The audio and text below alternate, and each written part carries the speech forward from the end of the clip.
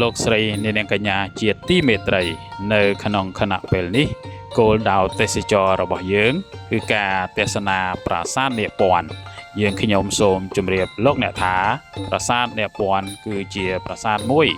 ក្នុងចំណោមប្រាសាទជាច្រើនដែលបានសាងសង់ឡើងក្នុងរជ្ជកាលរបស់ព្រះបាទជ័យវរ្ម័នទី7នៅចុងសតវត្សទី12នៃគ្រិស្តសករាជចង់ដឹងថាតើប្រាសាទនាគពន្ធមានលក្ខណៈពិសេសខុសគេបែបណាខ្លះសូមអញ្ជើញលោកអ្នកតាមដានទេសនាជាមួយយើងខ្ញុំជាលំដាប់លំដោយដូចតទៅប្រាសាទនាគពន្ធនេះត្រូវបានសាងសង់ឡើងនៅក្នុងបារាយណ៍ជ័យតាដាដែលមានបណ្ដោយប្រវែង3គីឡូម៉ែត្រកន្លះនិងទទឹងចំនួន1គីឡូម៉ែត្រហើយប្រាសាទនាគពន្ធនោះសង់នៅចំកណ្ដាលបារាយណ៍ដែលជាទម្រង់នៃកោះសុបនិមិត្តមួយហេតុនេះហើយទើបការធ្វើដំណើររបស់យើងត្រូវចូលតាមច្រកខាងជើងហើយធ្វើដំណើរឆ្លងកាត់ស្ពានថ្មដ៏ស្រស់ប្រំព្រៃដែលគេបានសាងសង់ឆ្ពោះទៅកាន់បារាយណ៍ដែលមានចំនួនយ៉ាងវែងដែលលោកអ្នកអាចទស្សនាបានផ្ទាល់ភ្នែកនៅសម្រស់ដ៏ត្រកាលនៃផ្ទៃបារាយណ៍ដែលពោរពេញទៅដោយទឹក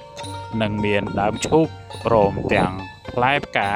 ដ៏គួរជាទីគយគន់ក្រៃលែង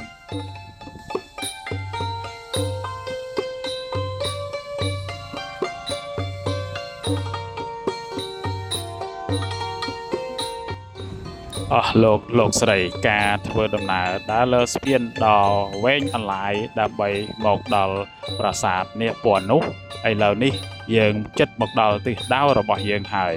ក៏ប៉ុន្តែការទេសនាប្រាសាទនាគពន្ធនេះគឺយើងត្រូវបត់ទៅខាងឆ្វេងដៃដែលជាផ្លូវចូលវងទេសនានៅពេលដែលយើងត្រឡប់ចេញពីប្រាសាទវិញគឺយើងត្រូវទៅខាងស្ដាំដៃ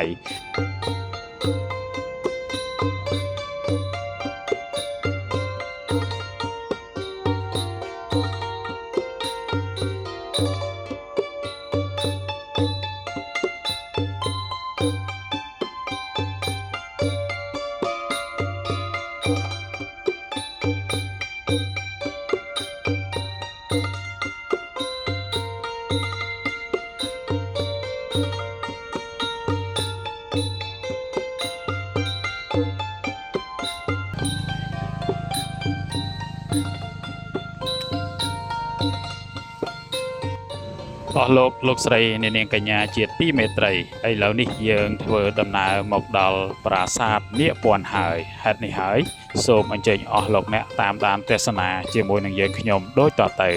ការទស្សនារបស់យើងគឺចាប់ផ្ដើមពីទិសខាងកើតដើរព័ទ្ធទៅទិសខាងត្បូងនិងចេញទៅទិសខាងលិច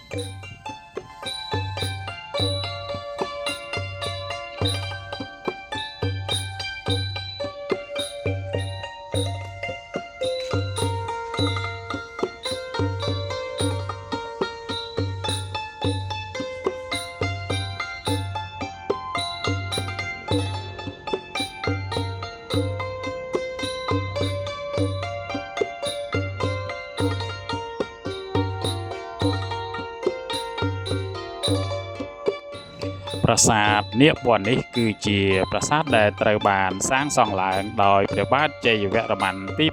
7តាមបែបព្រះពុទ្ធសាសនាមហាយានប្រាសាទនេះសង់នៅលើបារាយណ៍ជ័យតាដាគឺជាទម្រង់នៃកោះសុបនិមិត្តមួយដែលមានរាងជារង្វង់ហើយនឹងមានស្រះទឹកអមសងខាងនៃទិសធំទាំង4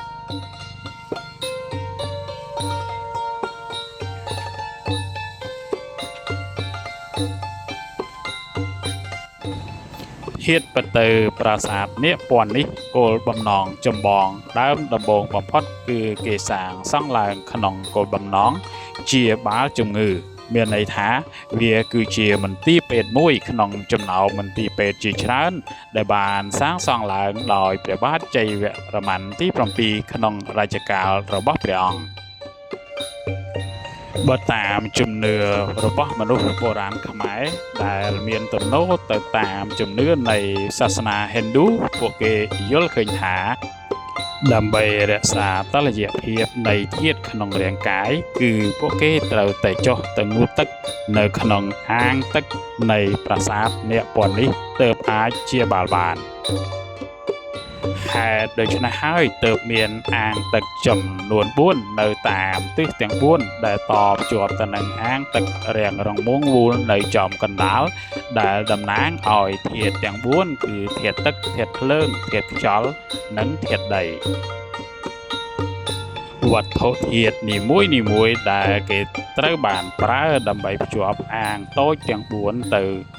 អាងកណ្ដាលដែលមានប្រាសាទនៅចំកណ្ដាលធំហើយដែលគេសន្មតថាជាអាងធំនោះគឺ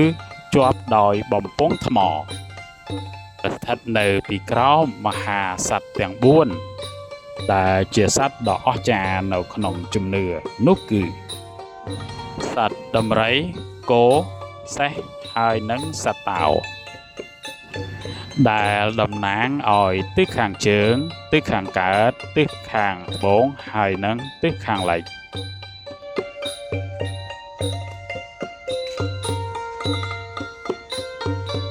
បំពង់ថ្មដែលស្ថិតនៅក្នុងព្រះពន្លាតូចៗទាំង4ទិសត្រូវបានគេរចនាឡើងសម្រាប់តែក្បាលរបស់មហាសត្វទាំង4តែប៉ុណ្ណោះ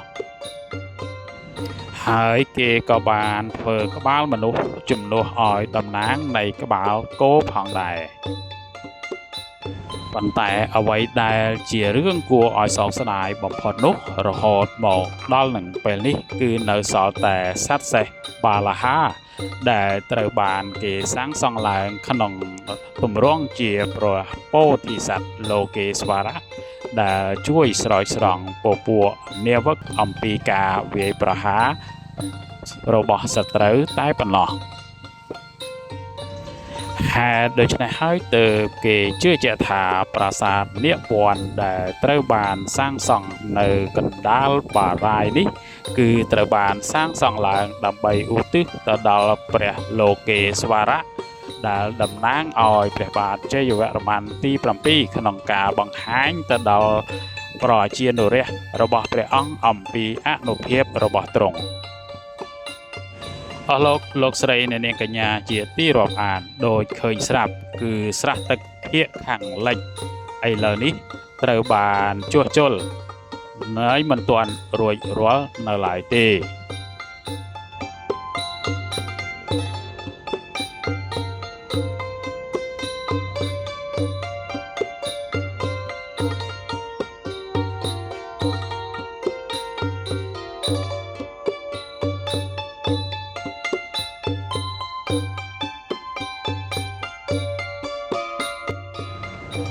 លោកស្រីអ្នកនាងកញ្ញាជាទីរាប់អានការទេសនាប្រាសាទនាគពន្ធរបស់យើងឈានមកដល់ទីបញ្ចប់ហើយយើងខ្ញុំសូមថ្លែងអំណរគុណសម្រាប់ការទេសនារបស់លោកអ្នកសូមឲ្យលោកអ្នកភពប្រសពទៅដោយសេចក្តីសុខរីកចម្រើនគ្រប់ប្រការ